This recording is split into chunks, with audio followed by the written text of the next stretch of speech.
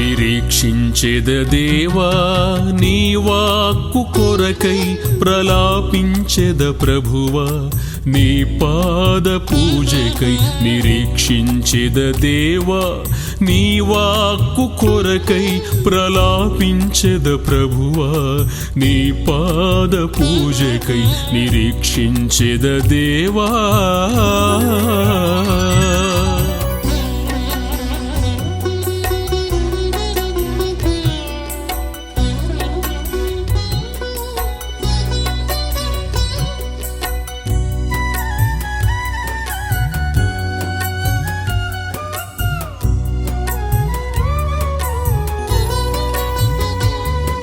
శక్తిగల ప్రార్థనను నే పొందుటకు విశ్వాసమందు బలము పొందుటకు శక్తిగల ప్రార్థనను నే పొందుటకు విశ్వాసమందు బలము పొందుటకు సిల్వాను వలనే నిరీక్షించెదా సిల్వాను వలనే నిరీక్షించెదా సియోనులోనే ప్రలాపించెదా సియోనులోనే ప్రలాపించెదా ప్రలాపించెదా నిరీక్షించెద దేవా నీ వాక్కు కొరకై ప్రలాపించెద ప్రభువా నీ పాద పూజకై నిరీక్షించెద దేవా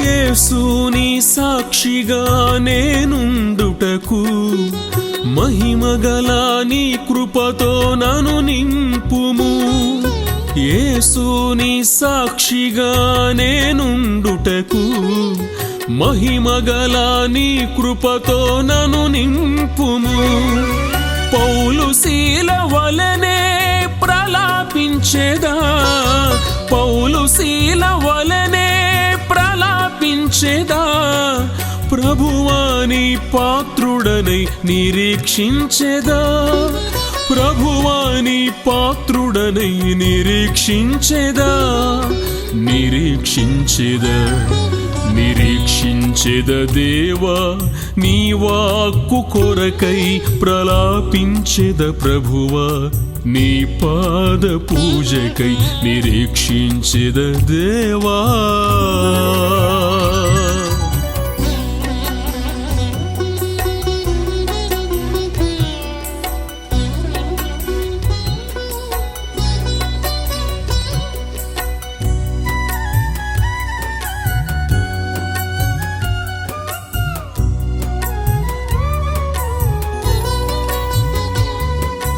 క్రీస్తేసు ముద్రలు నా దేహమందు ధరించుకొంటిని ఆత్మపూర్ణునిగా క్రీస్తేసు ముద్రలు నా దేహమందు ధరించుకొంటిని ఆత్మపూర్ణునిగా ఎపఫ్రా వలనే ప్రలాపించెదా ఎపఫ్రా వలనే ప్రలాపించెదా యేసుని మాటకై నిరీక్షించెదా యేసుని మాటకై నిరీక్షించెదా నిరీక్షించెదా నిరీక్షించెద దేవా నీ వాక్కు కొరకై ప్రలాపించెద ప్రభువా నీ పాద పూజకై నిరీక్షించెద దేవా నీ వాక్కు కొరకై ప్రలాపించెద ప్రభువా నీ పాద పూజకై నిరీక్షించెద దేవా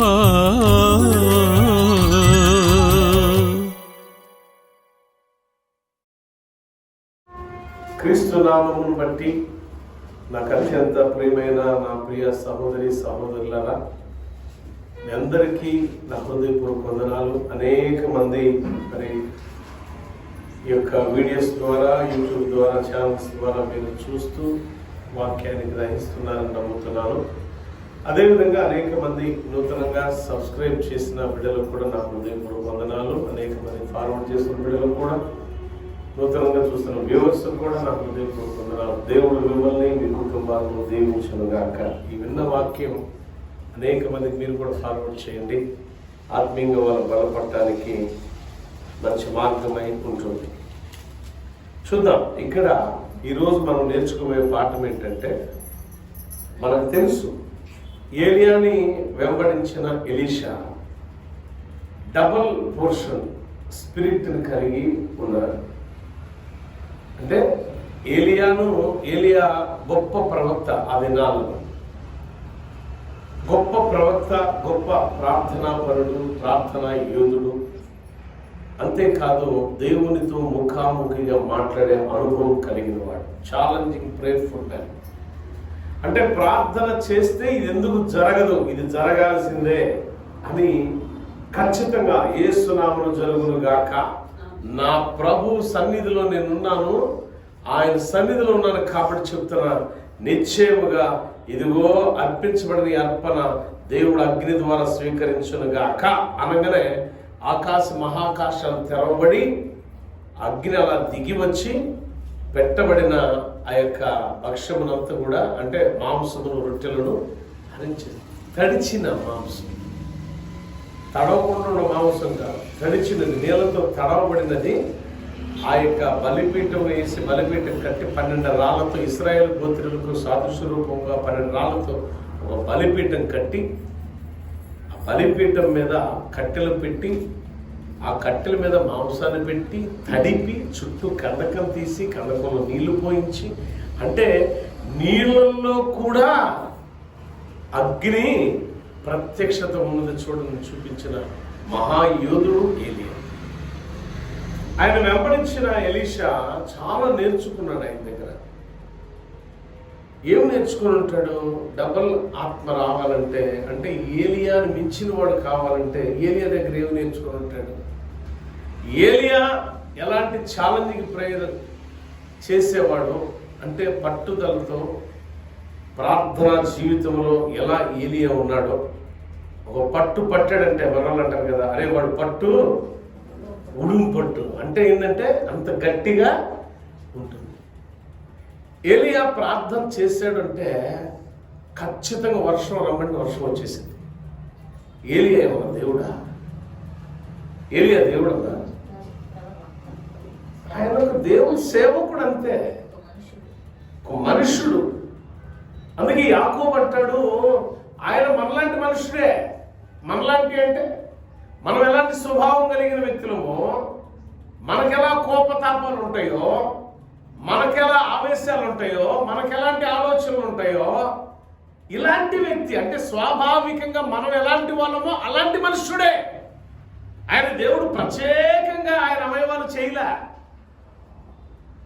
మనల్ని ఎలా దేవుడు నిర్మించాడు, ఏలియాని కూడా అలా నిర్మించాడు. కానీ ఏలియాలో ఉన్నది మనలో ఉందా?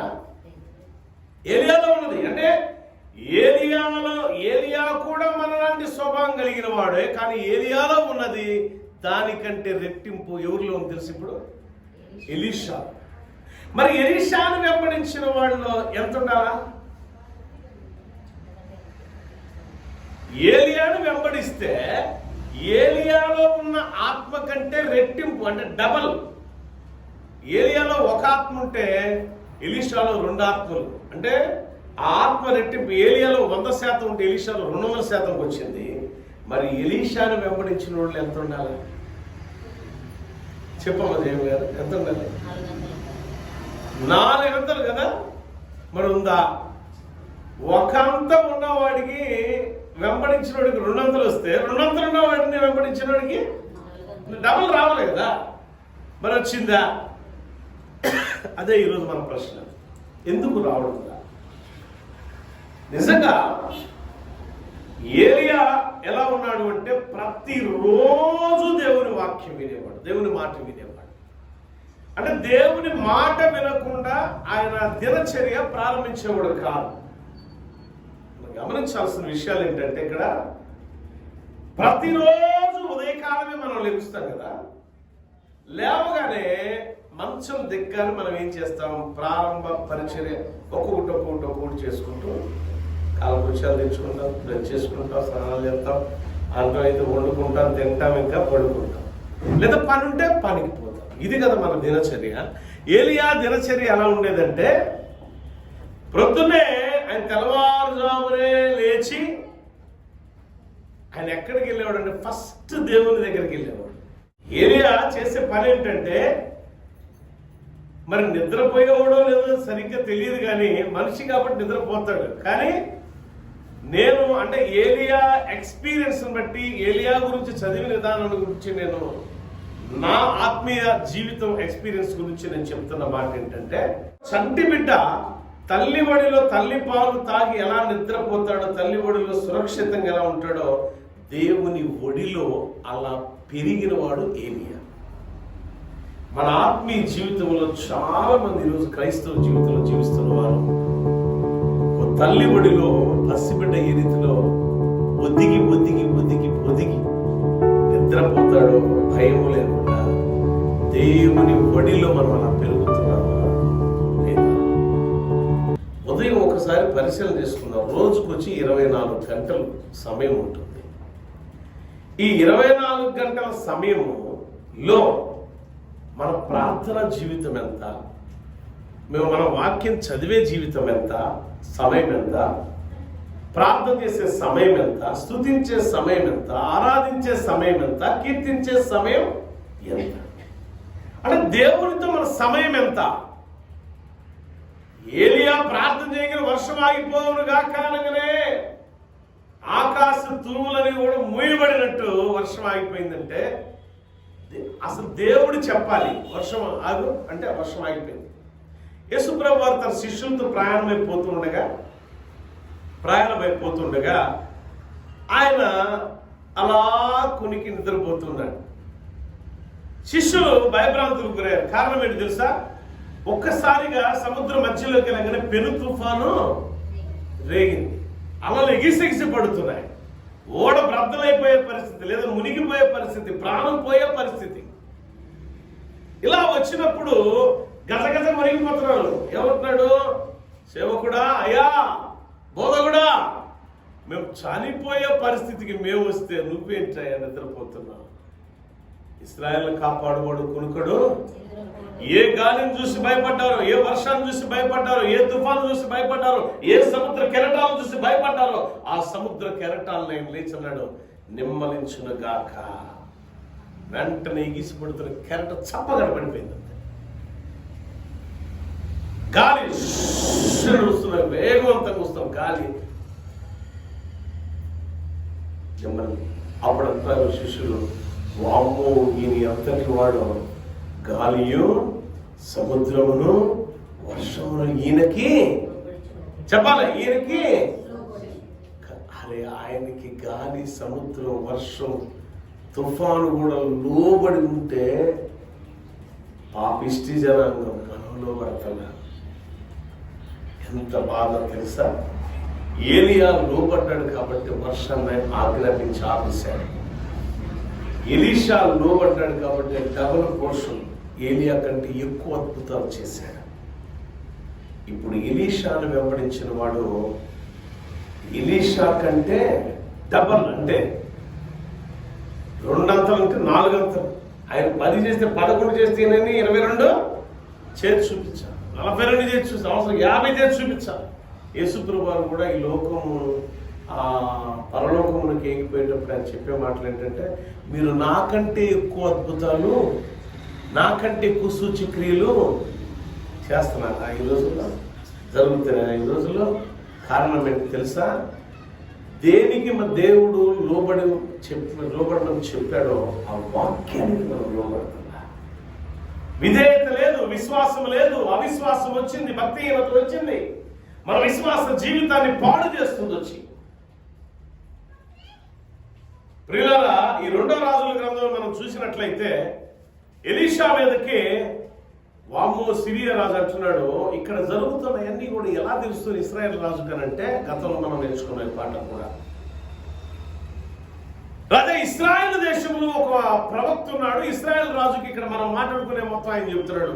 అంటే రహస్యంగా వచ్చాడా, ప్రవక్త వచ్చాడా అంటే లేదు లేదు లేదు, మనం ఇక్కడ అంతఃపురంలో మాట్లాడుకునే మాటలు ఎవరికి చెవిని పడుతున్నాయి అంటే దేవుని చెవిని పడుతున్నాయి. దేవుడు ఎవరు చెప్తున్నాడంటే ఆ ప్రవక్త అయిన ఎలీషాకి చెప్తాడు. అసలు ప్రవక్త లేకుండా పోతే, ఆ ప్రవక్త లేకపోతే ఇజ్రాయెల్ రాజు తెలియదు. అప్పుడు ఇజ్రాయెల్ సైన్యాన్ని మనం అంతమొందించవచ్చు. అయితే ప్రవక్తను చంపుదాము, మీరు వెళ్ళి ఆ ప్రవక్తను లాక్కొని పోయి అన్నాడు. అన్నప్పుడు సిరియా సైన్యం బహుజన సైన్యం అన్నట్టు, అంటే బాగా సైన్యం, బలమైన సైన్యం ఎలీషా ప్రవక్తను పట్టుకోవడానికి లేక చంపడానికి అని చెప్పేసి వెళ్ళారని. చుట్టూ ఆయన ఉన్న పర్వతం చుట్టూ, అంటే కొండ చుట్టూ సైన్య సమూహము మోహరించి ఉన్నది. శత్రు సైన్యం మోహరించింది. ఎవరిని? ఏ రెట్టింపు ఆత్మ కలిగిన సేవకుడు అని చెప్పుకుంటున్నామో ఆ ఎలీషాని, ఎలీషాతో ఉన్న పరిచారకులను చుట్టూ ఎవరున్నారు? ఇప్పుడు లక్షల మంది శత్రు సైన్యం ఉన్నది. అయితే అక్కడ అంటున్న ఒక మాట చూడండి. ఆ శత్రు సైన్యాన్ని చూసి ఎలీషా దగ్గర పరిచారకుడుగా ఎలీషాను వెంబడిస్తున్నా, అంటే ఎవరు?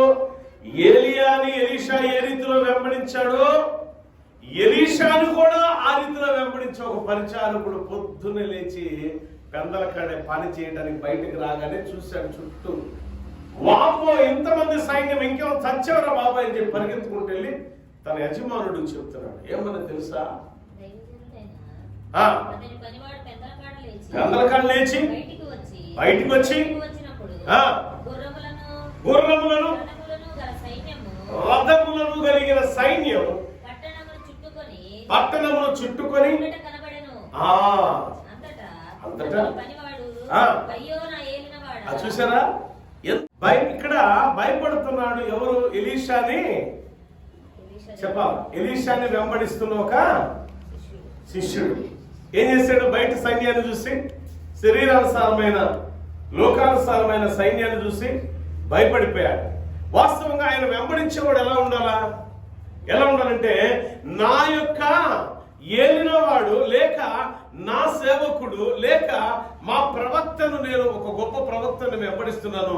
ఆ ప్రవక్త గారికి గురువు గారు ఎవరంటే ఏలియా గారు. ఆయన ఎవరంటే మరణాన్నే రుచి చూడకుండా దేవుని దగ్గరకు వెళ్ళిన వాడు. ఇంత గొప్ప ప్రవక్త, ఒకప్పుడు సిరియన్లు గజగజగజలాడించిన వాడు.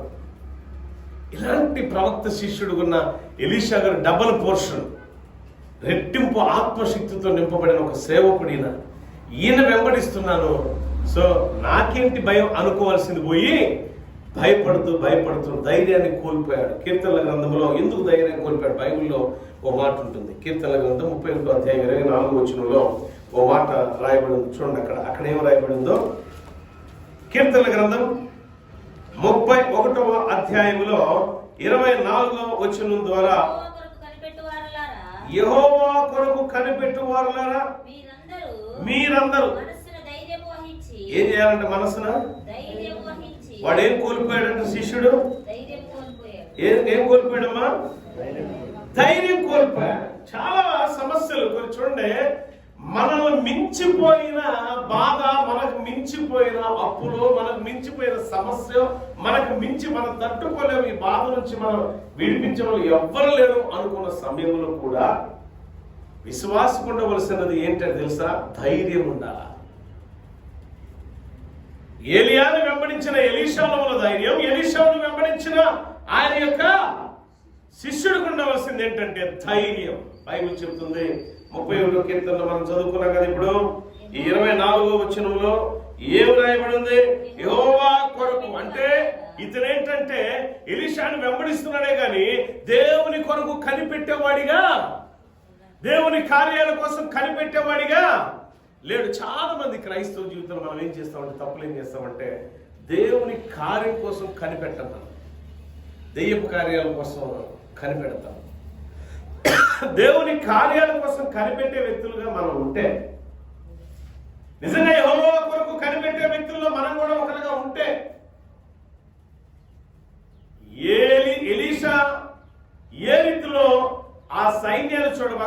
పక్షాన సైన్యాన్ని చూడు అనే ధైర్యంతో ఎలీషా ఉంటాడో, యెహోవా కొరకు కనిపెట్టే వారిలో మనం కూడా ఒకరిగా ఉంటే ఖచ్చితంగా అదే ధైర్యం మనం కలిగి ఉంటాం. ఆ ధైర్యం ఈరోజు మనకు లేదు అని అంటే అర్థం ఏంటంటే కనిపెట్టడం చేత కాదు. మనకి ప్రార్థనా జీవితంలో, ఆత్మీయ జీవితంలో కనిపెట్టడం కోల్పోయారు చాలా మంది విశ్వాసులు ఈ రోజున. మన సంఘమే కాదు, లేక ఈ వాక్యాన్ని వీక్షిస్తున్న వారే కాదు, ప్రపంచంలో ఉన్న క్రైస్తవులందరికీ కూడా చెప్తున్న సందేశం ఏంటంటే కనిపెట్టి ప్రార్థన చేసే జీవితాన్ని చాలా మంది కోల్పోయారు. దేనికోసం కనిపెట్టాలా? దేవుని మాట కోసం కనిపెట్టి ప్రార్థన చేయాలి. దేవుని వాక్కు కోసం కనిపెట్టి ప్రార్థన చేయాలి. ఒక అంశం ఎత్తి ప్రార్థన చేస్తున్నామంటే మనం మాట్లాడుకున్న మొట్టమొదట ఏలియా ఎలాంటి వాడంటే పట్టుదల కలిగిన, పోరాటము కలిగిన సేవకుడు, ధైర్యంతో నింపబడిన సేవకుడు. ఏంటైన ధైర్యం అంటే వర్షం ఆగమంటే ఆగింది, రమ్మంటే వచ్చింది, శత్రువులు కూలిపోవును కాకంటే కూలిపోతారు, కాల్చివేయబడు కాకంటే కాల్చివేయబడతారు.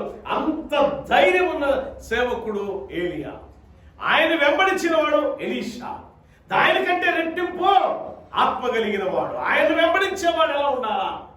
ధైర్యాన్ని కోల్పోయేవాడిగా ఉండకూడదు. ఇక్కడ బైబిల్ చెప్తుంది కదా, నువ్వు ఎవరినైతే వెంబడిస్తున్నావో, ఏ సేవకుడిని వెంబడిస్తున్నావో, వాక్యాన్ని వీక్షిస్తున్న ప్రియబిడ్డలారా ఒకసారి గమనించండి, వాక్యాన్ని వెంబడించండి. మీరు ఆ వాక్యం ఎవరి గురించి అయితే బోధ చేస్తుందో ఆ బోధ చేసే క్రీస్తునాథుని వెంబడించే వ్యక్తులుగా మనం ఉంటే మనం ధైర్యాన్ని ఎప్పుడు కూడా కోల్పోమను. నిజంగా క్రీస్తుని వెంబడించేవారు, క్రీస్తు కోసం కనిపెట్టే వ్యక్తులుగా మనం ఉంటే ఎప్పుడు మన ధైర్యాన్ని కోల్పోం. మన ధైర్యమైన దేవుడు మనతో ఉంటే మనకెందుకండి భయం? ఉండాలా? భయం ఉండాలప్పుడు లేదు. చాలా మంది కోల్పోతున్న విషయాలు ఏంటంటే ఆత్మీయ జీవితంలో ధైర్యాన్ని కోల్పోతున్నాం. ఏం కోల్పోతున్నాం? కనిపెట్టడం చేతకాటల్లా ధైర్యాన్ని కోల్పోతున్నాం. వచ్చే విపత్తును చూసి మనం భయపడిపోతున్నాం, చిన్న చిన్న సమస్యలను చూసి భయపడిపోతున్నాం. భయపడి కనిపెట్టడం చేతపడకపోతుంది. మనకి కనిపెట్టడం చేతకాట్ల, ప్రార్థన చేయడం చేతకాట్ల, విధేయతగా నడుచుకోవడం చేతకాట్ల, దేవుని వాక్యాన్ని అనుసరించడం చేతకాట్ల. నేను చెప్పిన మొట్టమొదటే ఈ వాక్యాన్ని ప్రారంభంలో మొట్టమొదట లేవగానే మనం ఏం చేస్తాం? మన యొక్క పనుల్లో నిమగ్నమైపోతాం. బట్ ఏలియా ఏం చేసేవాడు? ఉదయం లేవగానే ఎక్కడికి వెళ్ళేవాడు అంటే దేవుని సన్నిధికి పరిగెత్తేవాడు, వెంటనే మోకరించేవాడు, ప్రార్థన చేసేవాడు, దేవునితో అడిగేవాడు. ఆ దిన పరిచర్య ఏం చేయాలో దేవుణ్ణి అడిగి ప్రారంభించేవాడు. అంటే కనిపెట్టి ప్రార్థన చేస్తూ ప్రారంభించేవాడు తన జీవితాన్ని. తన రోజు ఆ రోజు లేవగానే ఏం చేసేవాడు అంటే ఎలీషా నేర్చుకుంది ఏలియా దగ్గర అంటే కనిపెట్టి ప్రార్థన చేయడం నేర్చుకున్నాడు. ఎలీషా నేర్చుకున్నాడు ఏలియా దగ్గర. ఏమి నేర్చుకున్నాడు అని అంటే ఒకటి కనిపెట్టి ప్రార్థన చేయడం, రెండు ధైర్యంగా బ్రతకడం నేర్చుకున్నాడు. పిరికోళ్ళ పారిపోవడం నేర్చుకోవాలా? మరి మనం ఏం నేర్చుకుంటున్నాం దేవుని సన్నిధిలో? మనం యేసును నమ్మిన మనం, యేసు యందు విశ్వాసం ఉంచిన మనం, యేసు సజీవుడని నమ్మిన మనం, యేసు నామమున బాప్తిసం తీసుకున్న మనం, విశ్వాస సమూహంలో, విశ్వాస గుంపులో దేవుని ఆరాధించే మనం ఏమి నేర్చుకుంటున్నాం, ఏం కోల్పోతున్నాం జ్ఞాపకం చేసుకోండి. మనం ఎలా ఉంటున్నాం? భక్తి గల జీవితంలో ఎదగవలసిన వారమై ఉండగా భక్తిహీనత కలిగిన జీవితంలోనికి మనం దిగజారిపోతున్నాం దినదినం కూడా. దేవుడు చూస్తున్నాడు. బిడ్డలారా జ్ఞాపకం చేసుకోండి, చాలా ప్రమాదం ముంచుకొచ్చింది దేవుని నుంచి దూరం అయితే మనం. ఎలాంటి ప్రమాదం ముంచుకొచ్చిందో తెలుసా? ఇలాంటి ప్రమాదం ఇప్పుడు చదువుకున్న మనం వేల మంది సైన్యాన్ని చూసి భయభ్రాంతులు గురి, అయ్యో నా ఏళ్ళు వాడు ఇంకేముంది చచ్చండ్రా బాబు అన్నట్టు వాడు ఎంత ఏడుస్తూ పరిగెత్తాడు, ఎంత భయపడుతూ పరిగెత్తాడో సైన్యాన్ని చూసి. యేసు లేకపోతే నీ జీవితంలో నీ బ్రతుకంతా భయమే. యేసుని కలిగిన జీవితంలో ధైర్యంతో ముందు అడుగు వేస్తాడు. యేసు లేకపోతే చిన్న సమస్య వస్తే నువ్వు బతకలేవు. బట్ యేసు ఉంటే అదే మన ధైర్యం. చాలా సందర్భాల్లో నేను కొన్ని విషయాలు నా వ్యక్తిగతాన్ని చెప్తా, ఒక్క మాట చెప్తాను మీకు. చాలా సందర్భాల్లో నేను దేవుళ్ళకి వచ్చి ఆయన పరిచర్యలో అడుగు పెట్టిన దగ్గర నుంచి ఎన్నోసార్లు కృషించిపోయిన దినాలు ఉన్నాయి. కొన్ని సమస్యలకి సమస్య వచ్చిందని క్రీస్తుని వదిలిపెట్టి పారిపోలా నేను. సమస్య వచ్చిందని కనిపెట్టడం మానివేళ నేను. సమస్య వచ్చిందని ప్రార్థన చేయడం మానివేళ. సమస్య వచ్చిందని క్రైస్తవుడు ప్రార్థన చేయడం మానబాక. సమస్య వచ్చిందని కనిపెట్టి ప్రార్థన చేయడం మానబాక. ధైర్యాన్ని కోల్పోబాక. నీ ధైర్యమై ఉన్న దేవుడు నిన్ను బలపరచడం సిద్ధంగా ఉన్నాడు. నిన్నెప్పుడు కూడా హీనమైన స్థితిలో దేవుడు చూడటం లేపుతాడు. ఎవరు అందుకోలేనంత ఎత్తుకు లేపుతాడు దేవుడు నిన్ను. అయితే మనలో ఏముండాలా? కనిపెట్టి ప్రార్థన చేస్తే మనసు మనకు ఉండాలి. ధైర్యంగా ఉండే మనసు మనలో ఉండాలి. ఇప్పుడు కనిపెట్టి ప్రార్థన చేస్తున్నాడు లోపల ఎవరు? ఎలీషా. పనివాడు ఎక్కడున్నాడు? బయటకు వచ్చినాడు. పొద్దున్న లేచి ఏం చేశాడు? తొందరగా లేచి ఆయన ఎక్కడికి వచ్చాడు? పనివాడు ఎక్కడికి వచ్చాడు? బయటకు వచ్చాడు. బట్ ఎలీషా దేవుని పాదాల దగ్గర ఉన్నాడు. ఎలీషా దేవుని పాదాల దగ్గర ఉన్నాడు. కనిపెట్టి ప్రార్థన చేస్తున్నాడు. ఈ కనిపెట్టి ప్రార్థన చేసేవాడికి కనబడుతుంది ఏంటి తెలుసా? అగ్ని రథాలతో కూడుకున్న పరలోకపు సైన్య సమూహం ఆ పర్వతం చుట్టూ మోహరించి ఉన్నది. అటు కనిపెట్టి ప్రార్థన చేయకుండా పెద్దలుగానే లోకాన్ని చూసేవాడికి ఏం కనపడింది తెలుసా? లోకంలో ఉన్న సైన్యం కనపడితే కనిపెట్టి ప్రార్థన చేసేవాడికి ఏం కనపడింది అంటే పరలోకపు సైన్యం కనపడింది. ఇక్కడ జ్ఞాపకం చేసుకోవాలి మీరు. కనిపెట్టి ప్రార్థన చేస్తే ఆత్మానుసారమైన ఆశీర్వాదాలు కనపడతాయి. కనిపెట్టి ప్రార్థన చేయలేని జీవితానికి లోకంలో ఉన్న భయమే దగ్గరైపోతుంది. ఇప్పుడు మనం ఏం చేయాలి? ఇప్పుడు మన ఆత్మీయ జీవితంలో మనం ఏం చేయాలి? ఇప్పుడు ఏం నేర్చుకోవాలి? ఇప్పుడు మనం కనిపెట్టి ప్రార్థన చేయాలి. కనిపెట్టి ప్రార్థన చేయాలి. దేనికోసం కనిపెట్టాలా? దేవుడు ఎటు నుంచి మూటలు ఎత్తాడా? ఎటు నుంచి నగలెత్తాడా? ఎటు నుంచి ఆస్తి ఇస్తాడా? ఇదే కదా మనం కనిపెట్టాల్సిందే. మన అవసరతకు ఏది అవసరమో ఆ అవసరం తీర్చే దేవుని కోసం కనిపెట్టాలి. ఆహారం అవసరమా? ఖచ్చితంగా ఇస్తాడు. వస్త్రహీనులుగా ఉన్నామా? దేవుడు ఖచ్చితంగా చూస్తాడు. భయపడకూడదు. ఇక్కడ చూడండి, ఈ 24వ వచనం, యెహోవా కొరకు కనిపెట్టువారులారా మీరందరూ మనసును ఏం చేసుకోవాలి? మనం ధైర్యం వహించి నిబ్బరంగా ఏ విషయంలో ఎలాంటి విషయాలు వచ్చినా సరే, దేవుడన్నా ఎలాంటి సమస్య వచ్చినా సరే ఏం చేయాలి? మనం ఎలా ఉండాలి? మనం దేవుని పిల్లలు ఎలా ఉండాలా? ధైర్యం ఉండాలి. నిబ్బరం కలిగి ధైర్యముగా మనసును ధైర్యం ఉంచుకోవాలి. అనుకోవచ్చు చాలా ఇప్పుడు తయ్యగారు పోయినసారి జయము చెప్పింది. నేను అంటే కొంచెం మీకు గ్యాప్ ఉండాలి కాబట్టి చెప్తున్నా, గుర్తునే చెప్తున్నా. చాలా బాధగా ఉంది అమ్మాయి విషయం అని చెప్పింది. కానీ ప్రభు ఏం మాట ఇచ్చాడు? నవంబర్ కదా ప్రభు ఏం మాట ఇచ్చాడు? ఖచ్చితంగా బిడ్డను బాగు చేస్తాడు, ఇక్కడ తీసుకొచ్చాడు. దేవుని స్తోత్రం. అంటే అప్పుడు ఎంత భయపడ్డాం మనం? దేన్ని చూసి భయపడ్డాం? లోకంలో జరగబోతున్న పరిస్థితులు బిడ్డల పట్ల లోకంలో జరగబోతున్న కార్యాలను చూసి మనం భయపడ్డాం. బట్ దేవుడు ఏమన్నాడు చూసా? నిబ్బరము కలిగి ధైర్యముగా ఉండు బిడ్డ. ఇప్పుడు ఎవరి మాట నెరవేరింది? ఎవరి మాట? దేవుని స్తోత్రం. హల్లెలూయా. చూడండి, ఎలీషా పనివాడు చూస్తున్నాడు, లోకంలో ఉన్న సైన్య సమూహం వైపు భయపడుతున్నాడు. దాన్ని చూసి ఎలీషా కనిపెడుతున్నాడు. లోపల ప్రార్థన చేస్తే ఏమవుతున్నాడు తెలుసా? ప్రభువా, ప్రార్థన చేస్తే ఎలీషా అంటున్నాడు, ప్రభువా నా దాసుని కనులు తెరువు. మరి కనబడుతుందా? తెరువు. వెంటనే చదవండి 2వ రాజుల గ్రంథము 6వ అధ్యాయము. వీడు చూసినట్లు ఏమని ప్రార్థన చేస్తున్నాడంటే ఎలీషా ఇప్పుడు అంటే ఎలీషా కనబడుతుంది. ఏం కనబడుతుంది చూడండి, కింద కన్నులు తెరిచిన తర్వాత అడేం చూసాడు చూద్దాం.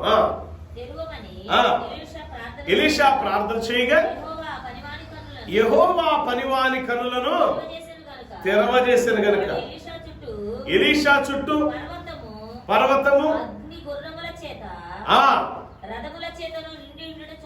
అబ్బా ఏం చూశాడంట?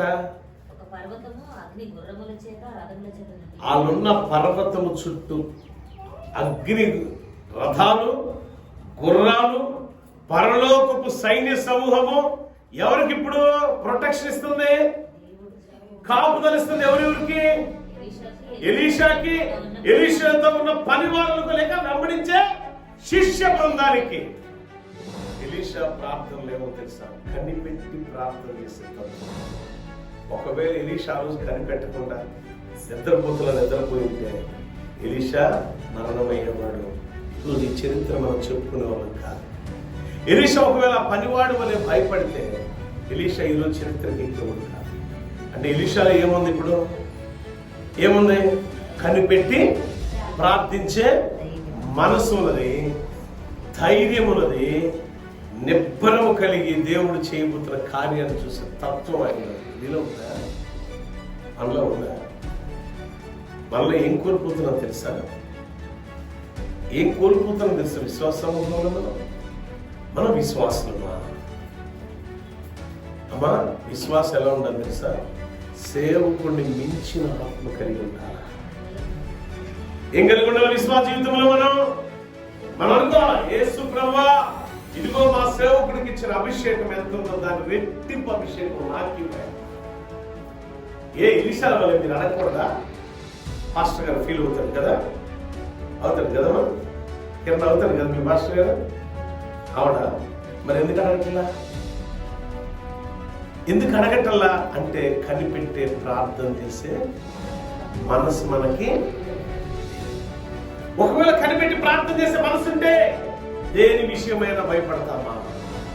అది ఆరోగ్య విషయమైనా, ఆర్థికపరమైన బాధ అయినా, మానసికమైన వేదనైనా, అది ఏ స్థితి అయినా సరే నువ్వు భయపడాల్సిన అవసరం లేనే లేదని వాక్యం భయపడుతున్నావంటే ఏలియాని నామకార్థంగా వెంబడించలేదు, కానీ ఎలీషాని నామకార్థంగా వెంబడిస్తున్నారు. ఆ 10 వాళ్ళ శిష్యులు లేకపోతే మంచిగా ఎలీషా కంటే రెట్టింపు అభిషేకం కలిగి ఉన్నవారు ఉన్నట్లయితే తర్వాత క్రమములో ఎలీషా తర్వాత ఎంత గొప్ప ప్రవర్త ఇంతలో అని చెప్పబడేవారు. ఆ చరిత్ర ఎవరికి లేదు. అంటే ఎలీషాలో ఉన్న దాతృత్వం లేదు, ఎలీషాలో ఉన్న కనిపెట్టి ప్రార్థన చేసే మనసు లేదు, ఎలీషాలో ఉన్న ప్రజెంటేషన్, జీవితాన్ని దేవునికి బహుమతిగా ప్రజెంట్ చేసుకున్న మనస్తత్వం లేనిది. తర్వాత ఏమైపోయారు వీళ్ళంతా అంటే గతంలో వాళ్ళు ఎందుకు గతించిపోయారు అంటే వాటిలో ప్రార్థన లేదు, వాక్యం లేదు, జ్ఞానం లేదు. ఆత్మానుసారంగా సామెతల గ్రంథంలో ఒక అద్భుతమైన మాట ఉంటుంది 4వ అధ్యాయంలో. చూడండి ఒకసారి ఏమని రాయబడి చూద్దాం. ప్రభు ఏం చెప్తున్నాడు, మనం ఏం చేస్తున్నాం. సామెతల గ్రంథం ఇంటికి వెళ్ళిన తర్వాత 4వ అధ్యాయం అందరూ చదవండి. కొన్ని మాటలు మీకు చెప్తాను. 4వ అధ్యాయము 1వ వచనం నుంచి చదువుతాం. ఏం చెప్తున్నాడు ప్రభు ఇక్కడ? కుమారులారా ఏం చేయాలండి? మనం వింటాం, మనం నిజాలు చెప్పండి, అబద్ధం చెప్పండి. ఉపదేశం వింటామమ్మా మనం? ఏం మాకు చెప్పేది పొద్దు నీకు పని పాట లేనే దాక్కున్న నీ జీవితం దాగున్న జీవితం, దాక్కున్న నీ జీవితంలో దాక్కున్న విషయాల దేవుడిని కనపడకున్న పాపం చేసి దాక్కున్నాడు ఆదిలో ఆదాము కదా. దాక్కున్న వాళ్ళంతా ఎవరవుతారు? అప్పుడు పాపంలో పడి విశ్వాస సమూహం అవుతారమ్మా, అవుతామా మనం? చూడండి ఇక్కడ ఏమంటాడు, చూడండి ఇక్కడ వాక్యం ఏమి రాయబడిందో చదువుతాం మనం. తండ్రి ఉపదేశాన్ని మనం ఏం చేయాలండి? వినాలి.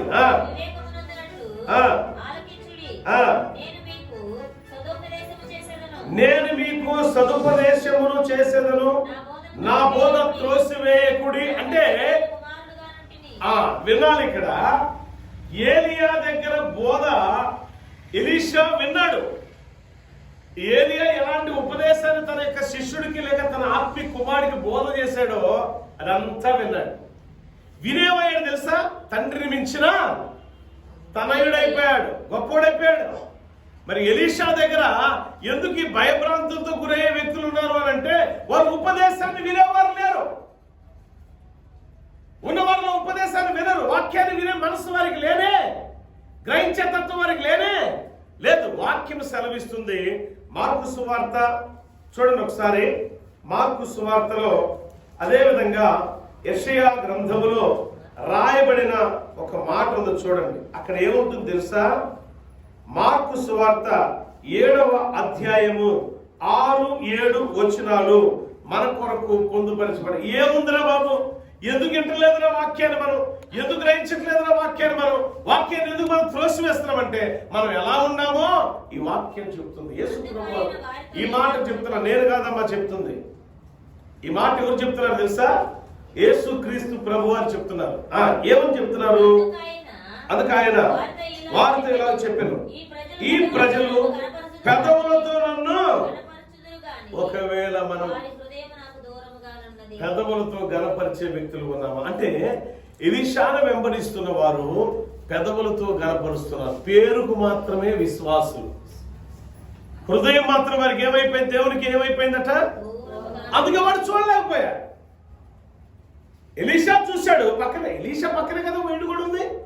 వీడు ఎందుకు చూడలేకపోయాడంటే వాడు కన్నులు ఎందుకు పోయబడ్డాయంటే వాడు ఆత్మీయ నేత్రం ఎందుకు తెరవబడలేదంటే పెదవులతో దేవుని గణపరిచేవాడు. అంటే చూసే వాళ్ళందరికి సమాజానికి ఎట్లున్నాడంటే సమాజంలో సొసైటీలో అమ్మో సూపర్, ఎవరు ప్రవక్త అంటే అది మామూలు ప్రవక్త అయినా ఏలియా తర్వాత అంత గొప్ప ప్రవక్త ఎవరైనా ఉంటే ఏలియాను మించిన ఎలీషాను వెంబడించేవాడు వీడు. అమ్మ ఈయన కూడా ఎలీషా వలే గొప్పగా దేవుణ్ణి ఆరాధించేవాడు. చూసారా ఎంత గొప్ప గణపరుస్తున్నాడు దేవుణ్ణి. అంటే సూపర్లకు కంటితో లోకంలో ఉన్న మనుషులు చూడటం కోసం, మనుషుల ఘనతను పొందుకోవటం కోసం దేవుని మనుషులు ఎదుటి గణపరుస్తాడు. కానీ హృదయం ఎక్కడుందట ఈ వ్యక్తికి, ఎక్కడుందా? దేవుడు చెప్తున్నాడు నీ హృదయం కూడా అలా ఉందే ఒకసారి పరిశీలన చేసుకో. నువ్వు ధైర్యాన్ని కోల్పోతున్నావంటే, దేవుని యొక్క అద్భుత కార్యాలు రుచి చూడకుండా దేవునికి నువ్వు దూరం అవుతున్నావంటే, ఒక విశ్వాసి అయ్యుండి యేసునామములో బాప్తిసం తీసుకొని క్రీస్తుకు మాటించి కడ వరకు నీలో నమ్మకంగా బ్రతుకుతానని చెప్పి మనం క్రీస్తుకి దూరం అయిపోతూ పేరుకి పెదవులతో దేవుని గణపరిచే వ్యక్తులుగా మనం ఉన్నామంటే దేవుడు ఎంత దుఃఖపడుతున్నాడు తెలుసా మన గురించి, ఆయన ఎంతగా చింతించుచున్నాడు తెలుసా. ఆయన చింత యావత్తు మీ మీద అని బైబిల్ చెప్తుంది. కారణం ఏంటంటే మనం మహానటులం అయిపోయాం. అంటే పేరుకే క్రైస్తవులు, కానీ లోపల అంతరంగంలో ఏముందట మనకి దేవునికి స్థానం లేనే లేదు. ఇది భక్తిగల జీవితమేనా ఏమావల్ని? ఎట్లుంటే భక్తిగల జీవితం అంటాం మనం. కానీ దేవుడు ఎంత బాధపడుతూ చెప్తున్నాడు తెలుసు. యేసుప్రభువు వారే ఈ మాట చెప్పింది, నేను కాదమ్మా, నేను కాదు, యేసుప్రభువు వారు చెప్తున్నారు. ఏమని చెప్తున్నారు తెలుసా? ఈ ప్రజలు పెదవులతో నన్ను గణపరచరు కానీ వారి హృదయము దూరంగా ఉందట. ఎవరు? ఇప్పుడు మనం ఆరాధన చేశాం, మనందరం ఆరాధన చేశాం నిలబడి, మనందరం దేవుని స్తుతించాం, మనందరం దేవుని నామాన్ని కీర్తించాం. కానీ హృదయం దేవునికి దూరంగా ఉంటే దేవుని సాహస కార్యాలు నువ్వు చూడలేవు. అప్పుడు నీ నేత్రాలు మూయబడి ఉంటాయి కాబట్టి నువ్వు చూడలేవు. నీ నేత్రాలు తెరవబడాలంటే హృదయపూర్వకంగా దేవుణ్ణి ఆరాధించు. ఆయన ఆరాధించేవారు ఆత్మతోనూ సత్యముతోనూ ఆరాధించాలి. నీ పూర్ణ హృదయముతో దేవుణ్ణి సేవించుమని ఉంటుంది బైబిల్లో. మన పూర్ణ ఆత్మతో పూర్ణ హృదయముతో ఆయన ఆరాధించాలి, ఆయన సేవించాలి, ఆయన కీర్తించాలి. అప్పుడు ఆయన ఘన కార్యాలు మనం చూడగలుగుతాం. బిడ్డలారా, మన కుటుంబాల్లో మనల్ని భయపెట్టే కార్యాలు మన జీవితంలో జరుగుతున్నాయి అంటే మన పెదవులతో మాత్రమే దేవుని కనపరుస్తున్నామని అర్థం. మన హృదయం దేవునికి దూరం ఉందని అర్థం. రెండో మాట రాయబడింది కింద, వారు మానవులు కల్పించిన పద్ధతులు దేవోపదేశములని బోధించుచు నన్ను వ్యర్థముగా ఆరాధించున్న మానవులు కల్పించున్న పద్ధతులట. దేవుడు కల్పించినవి కాదు ఇవి, మానవులు కల్పించి. ఎందుకు ఆ నేత్రాలు మూయబడ్డాయంటే దాసుడి నేత్రాలు. కారణం ఇదే. వాడు మనుషులు, లోకంలో ఉన్న మనుషులు ఏదైతే చెప్తారో వాటిని ఆ బేసిక్ లో వాడు నడుస్తున్నాడు. తన యజమానుడైన ఎలీషాతో కాదు నడుస్తుంది. ప్రవక్త వల్ల జీవించడానికి ఇష్టపడుతుందా, పరిశుద్ధమైన జీవితాన్ని జీవించడానికి ఇష్టపడుతుందా? అప్పుడు అంటున్నాడు, ప్రభువా, ప్రార్థన చేస్తున్నాడు ఎలీషా, ఈ నేత్రాలు మూయబడిన ఈ నేత్రాలు తెరవబడు గాక, మూయబడిన ఈ నేత్రాలు తెరవబడును గాక, మూయబడిన ఈ నేత్రాలు తెరవబడును గాక, తెరవు నాయన. దేవుడు వెంటనే ఆ నేత్రాలు తెరవగానే వాడు ఏం చూశాడు తెలుసా? జీవితంలో ఎప్పుడు చూడని ఒక అద్భుతాన్ని చూసాడు వాడు. ఆత్మానుసారమైన నేత్రం మనం ఎప్పుడైతే తెరవబడుతుందో అప్పుడు అద్భుతాన్ని ఖచ్చితంగా మనం చూస్తాం. ఇది బైబిల్ చెప్తున్న సత్యం. ఇదే మాట ఇప్పుడు మనం చదువుకున్నాం చూసారా? ఈ ప్రజలు పెదవులతో నన్ను ఘనపరచుదురు కానీ వారి హృదయం నాకు దూరం ఉందని. ఇది యెషయా ప్రవక్త ద్వారా 29:13 కూడా రాయబడి ఉన్నది. 29:13 ఏం రాయబడిందో చూడండి. అదే విధంగా అపోస్తల కార్యాల గ్రంథం ఆఖరి అధ్యాయంలో కూడా రాయబడి ఉంటుంది ఇదే మాట. ఎలా సెలవిచ్చున్నాడు చెప్పమ్మా. నోటి మాటతోనే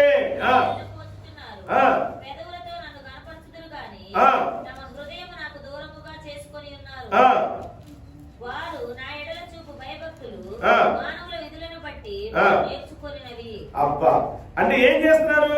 భయం భక్తి కలిగి ఉన్నవారు వలె వీరు ఉంటున్నారు, కానీ వీళ్ళ దగ్గర ఏం లేదంట, భయము లేదు. ఆరాధించినట్టే ఉంటున్నారు, కానీ అది హృదయపూర్వకమైన ఆరాధన కానే కాదు. ప్రియులారా జ్ఞాపకం చేసుకోండి, ఈ అపోస్తల కార్యాల గ్రంథం ఆఖరి అధ్యాయంలో కూడా ఒక మాట రాయబడింది. 27వ వచనం చూడండి ఒకసారి. ఈ ప్రజలు కనులారా చూచి చెవులారా విని మనసారా గ్రహించి నా వైపు తిరిగి నా వల్ల స్వస్థత పొందకుండానట్లు వారి హృదయం క్రొవ్వి ఉన్నది అని రాయబడింది. ఆ హృదయం ఏమైపోయిందట? ఎందుకు ఇంటర్లా, ఎందుకు కనపరచట్లా, ఎందుకు హృదయపూర్వక దేవుని ఆరాధించలేకపోతున్నారంటే క్రొవ్వి ఉన్నది. ఎవరి గురించి చెప్తున్నట్టు తెలుసు ఈ మాట? ఎవరైతే ఎలీషాను వెంబడిస్తున్నారో, ఎవరైతే ఎలీషాతో కలిసి సహవాసం చేస్తున్నారో, ఎవరైతే లోకములో గొప్ప అని అనిపించుకోవడానికి కార్యాలు లోకంలో మనుషులు గొప్ప మనకు ఒక్కర్లా. లోకంలో మనుషులు గొప్పతో మనకు సంబంధం లేనే లేదు. దేనితో సంబంధం అంటే దేవుడితో మాత్రమే మనకు సంబంధ బాంధవ్యాలు ఉండాలి. అందుకే వీళ్ళ హృదయం ఎలా ఉందట? క్రొవ్విపోయింది, క్రొవ్వింది. గుండెకి కొవ్వు ఎక్కువ పడితే ఏమైంది తెలుసమ్మా? ఏమైందా? వాల్సులు ట్యూబులు, వాల్సులు అంటే మాకు తెలియదు, మళ్ళీ రక్తాన్ని అందించే ట్యూబులు ఉంటాయి, నరాలు. ఆ ఆటలో కొవ్వు వెళ్ళిపోయి ఆ కొవ్వు అడ్డుపడింది. ఇప్పుడు రక్తం వెళ్ళదు. ఇక ఏమైంది అప్పుడు? గుండె లబ్ డబ్ లబ్ డబ్ కాస్త లబ్ డబ్బు డబ్బు లబ్బు డబ్బు లబ్ డబ్ అయిపోయింది. ఏంటంటే ఇందాక దాకా మాత్రం బాగా మాట్లాడుతున్నాడు. ఏం తిన్నాడంటే బాగా కొవ్విన మాంసం తెచ్చుకొని తిన్నాడు. ఏమైపోయాడు? కొవ్వు పట్టిపోయాడు. ప్రియులారా గమనించండి, ఈ దాసుని నేత్రాలు తెరవబడలేకుండా గల ప్రధాన కారణం ఏంటంటే క్రొవ్వు బట్టి ఉన్నది. కానీ అదృష్టవంతుడు ఏంటో తెలుసా? ఇతడు అదృష్టం ఏంటి తెలుసా? యజమానుడు ప్రార్థించగా ప్రార్థనకు లోబడ్డాడు. వెంటనే అక్కడే ఉన్నాడు దాసుడు. తన యజమానుడైనటువంటి ఎలీషా ప్రవక్త ప్రార్థన చేయగానే ఆ ప్రార్థన చేస్తున్నప్పుడు ప్రార్థనకు లోబడ్డాడు, విధేయత చూపించాడు. ప్రార్థనకు లోబడ్డాడు, విధేయతను కనపరిచాడు. ఆ విధేయత వల్ల మళ్ళా ఆయన నేత్రాలు మూయబడిన ఆ నేత్రాలు చెప్పలేదు, మూయబడిన నేత్రాలు తెరవబడ్డాయి. నిజం, మూయబడిన నేత్రాలు తెరవబడ్డాయి. కారణం ఏంటి తెలుసా? ఎలీషా చేసిన ప్రార్థనకు విధేయత చూపించాడు. ఈరోజు మీ అందరి కోసం దేవుని సేవకుడు ప్రార్థన చేసినప్పుడు ఒకవేళ ఇప్పటి వరకు మిమ్మల్ని భయానికి గురి చేస్తున్న పరిస్థితులు ఏవైతే ఉన్నాయి మీ కుటుంబాల్లో, మీ జీవితాల్లో, మీకు ఆరోగ్య విషయంలో కావచ్చు, ఆత్మీయంగా కావచ్చు, శారీరకంగా కావచ్చు, మానసిక కావచ్చు, అది ఏ పరిస్థితి అయినా సరే నా ఈ ప్రార్థనలో ఏకీభవించి మీరు నాతో ఉన్నట్లయితే ఎలీషా ప్రార్థించినప్పుడు ఆ పనివాడి నేత్రాలు ఎలా తెరవబడ్డాయో ఈరోజు నీ ఆత్మానుసారమైన నేత్రం తెరవబడదు కాక. ప్రార్థనలో ఏకీభవించండి. సిరియను సైన్యాన్ని చూసి భయపడి పరిగెత్తి లోనకెళ్ళి తన యజమానుడికి చెప్పండి. యజమానుడు అన్నాడు, వెంటనే ప్రార్థన చేశాడు. భయాన్ని పుట్టించే సంఘటన నీ జీవితంలో ఏదన్నా వచ్చింది అని అంటే ధైర్యం కలిగి ఉండు, భయపడబాక, నిబ్బరం కలిగి ఉండు. దేవుడు గొప్ప కార్యం నీ పట్ల నీ జీవితంలో చేయబోతున్నాడు. విశ్వాసంతో మోకరిద్దాం, విశ్వాసంతో ప్రభువుని అడుగుదాం. అయ్యా, నేను ధైర్యాన్ని కోల్పోతున్నాను, నా విశ్వాస జీవితం అవిశ్వాసం వల్లే ప్రవర్తన కలిగిన జీవితంగా మారిపోయింది, నన్ను మన్నించండి అయ్యా, నన్ను క్షమించండి అయ్యా. నీతో కమిట్మెంట్, నామకార్థ భక్తి గల జీవితం, వేషధారణ కలిగిన భక్తి గల జీవితం, లోకంలో మనుషులను గొప్ప భక్తుడని చెప్పుకోవడం కోసం అయ్యా వేషధారణ కలిగిన జీవితం నేను జీవిస్తున్నానా, నన్ను క్షమించండి అయ్యా. అలాంటి భక్తురాలు వలె నేను ఉండకూడదు, అలాంటి భక్తుడు వలె నేను ఉండకూడదు, కానీ నిజంగా నా పూర్ణ హృదయంతో, నా పూర్ణ ఆత్మతో నిన్ను ఆరాధించే ధన్యతను నాకు దయచేయండి ప్రభువా. ఏ రీతిలో దాసుడి నేత్రాలు తెరవబడాయో ఈ దీన దాసురాలు యొక్క నేత్రాలు, ఈ దీన దాసుని యొక్క నేత్రాలు తెరవబడేలాగా సహాయం దయచేయండి అయ్యా. ఎలీషా ప్రార్థనలో ఏ రీతిలో ఆ దాసుడు ఏకీభవించాడో మేము కూడా నీ సేవకుని యొక్క ప్రార్థనలో ఏకీభవించే మనసును మాకు దయచేసి మా హృదయాలు తెరవబడేటట్టు చేసుకోవడానికి ఈ ప్రార్థనలో కనిపెట్టుచు మేము ప్రార్థించే ధైర్యం మాకు దయచేయమని అడుగుచున్నాను. అందరూ ఏకీభవించండి. మహాపరిశుద్ధుడా, మహోన్నతుడానికి స్తోత్రాలైనా కనిపెట్టి ప్రార్థించే మనసు మాకు కావాలా. నిబ్బరంగా ధైర్యంతో ముందుకు అడుగు వేయాలంటే నిన్ను మేము పరిపూర్ణమైన ఆత్మతో, మా పరిపూర్ణ హృదయముతో, ఆత్మతో, సత్యముతో ఆరాధించే మనసు మాకు దయచేయండి ఆయన. అయ్యా, వేషధారణ కలిగిన భక్తి మాకు అక్కర్లేదు నాయన. అలాంటి భక్తి గల జీవితం మాకు అక్కర్లేదు. మనుషుల మెప్పు మాకు అక్కర్లేదు అయ్యా. దేవా, నీ మెప్పు పొందుకున్నానని ఆశపడుతున్నామయ్యా. నీకు ఇష్టమైన బిడ్డలుగా నీ అధికారానికి లోబడే వారిగా మేము ఉండాలని ఇష్టపడుతున్నామయ్యా. ఆ అధికారానికి లోబడే మనసు మాకు దయచేయండి ఆయన. వాక్యాన్ని వినగలిగిన, గ్రహించగలిగిన మనసును, వినగలిగిన చెవులను మాకు అనుగ్రహించండి ప్రభా. అయ్యా, ఒక చెవితో విని ఒక చెవితో వదిలేసే మనసు మాకు వద్దు ప్రభా. మా హృదయంలో వాక్యానికి చోటు ఇవ్వాలి. మా హృదయంలో ప్రార్థన జీవితానికి చోటు ఇవ్వాలి. మా హృదయంలో యేసు నీకు మాత్రమే చోటు ఇవ్వాలి ప్రభా. లోకానుసారమైన వాటికి దేనికి మేము చోటు ఇవ్వకూడదు నాయన. సహాయం దయచి మా వ్యాధులు, మా బాధలు, మాకున్న సమస్యలు కారణం మా భక్తిహీనతే ప్రభా. మమ్మల్ని క్షమించండి. ఆర్థికంగా లేవనెత్తండి, ఆత్మీయంగా లేవనెత్తండి, శారీరకంగా బలపరచండి. మంచి ఆరోగ్యాల బిడ్డలకు దయచేయి. ఈ వాక్యాన్ని వీక్షిస్తున్న బిడ్డలు, వివాహం జరగని వారికి వివాహం జరిపించండి. ఆరోగ్యం లేని వారికి ఆరోగ్యం దయచేయి. ఉద్యోగం లేని వారికి ఉద్యోగం దయచేయి. సస్పెండ్ అయిన వారికి ప్రభా అయా ఇదిగో తండ్రి మరలా ఉద్యోగమును దయచేసి నీ యందు భయభక్తులు కలిగి జీవించే మనసును దయచేయండి నాయన. ఆస్తి వివాదాలు, రకరకాల సమస్యలతో ఉన్నవారు ఉన్నారు. ప్రతి బిడ్డను మీరు జ్ఞాపకం చేసుకుని దీవించి ఆశ్రయించండి ప్రభా. నీ కృపాక్షేమాల్లో వర్ధిల్ల చేయి అయా. వివాహం జరగక, చదువులకు డబ్బులు లేక అయా రకరకాలుగా మానసిక క్షోభిల్లుతున్న బిడ్డలు ఉన్నారు తండ్రి. వారికి ధైర్యం నీవై నడిపించండి, సహాయం దయచేయమని యేసు నామమున అడుగుచున్నాను తండ్రి. Amen. God bless you all. దేవుడు మిమ్మల్ని, మీ కుటుంబాలను దీవించును గాక. మీరు కూడా ఈ వాక్యాన్ని విన్న మీరు ఆత్మీయంగా బలపరచబడ్డారని నేను నమ్ముచున్నాను. ఎందుకంటే నామకార్థ భక్తి గల జీవితాలు మాకు వద్దు, కానీ నిజమైన భక్తి గల జీవితం కావాలని ఎవరైతే అనుకున్నారో ఖచ్చితంగా ఆ భక్తి గల జీవితంలో ఉన్న వారికి అద్భుత కార్యాలు పిన్నంటే ఉంటాయి. ప్రతి ఒక్కరి ఆత్మీయ నేత్రం తెరవబడును కాక. మన ఆత్మనేత్రం తెరవబడాలంటే వాక్యాన్ని వినాలి.